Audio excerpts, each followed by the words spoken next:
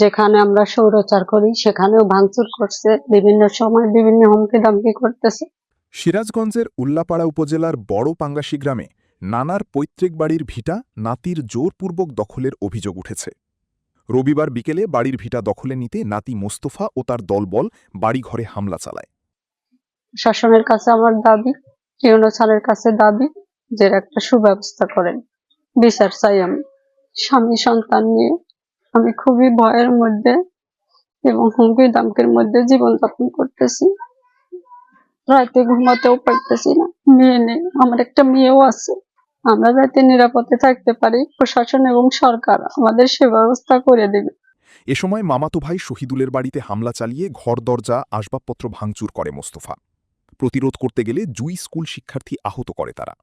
আহতরা হল উল্লাপাড়া মুমেনা আলী বিজ্ঞান স্কুলের নবম শ্রেণীর শিক্ষার্থী জান্নাতি, তার সহোদর একই বিদ্যালয়ের ষষ্ঠ শ্রেণীর শিক্ষার্থী আলামিন হোসেন।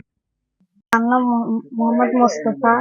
মোস্তফা তিনি আমরা পড়াশোনা করে পারতেছি না, তার জন্য তিনি এসে সবসময় মানুষ ভাঙচুর করে। তার জন্য ঠিক মতো স্কুলে যেতে পারতেছি না। আমি নবম শ্রেণীর ছাত্রী, আমি এখন তো একদিনও ক্লাস করতে পারি নাই।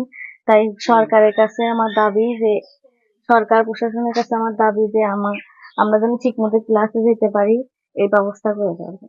এ বিষয়ে উল্লাপাড়া মডেল থানার ভারপ্রাপ্ত কর্মকর্তা মোক্তারুজ্জামান বলেন, এ ঘটনায় মোস্তফা সহ ৫ জনকে আসামি করে থানায় অভিযোগ দায়ের হয়েছে।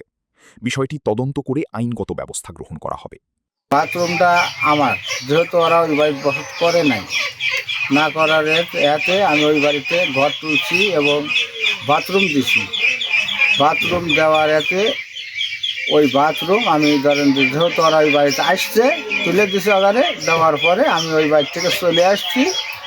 চলে আসার পরে আমার বাথরুম আমি খুলতে গেছি।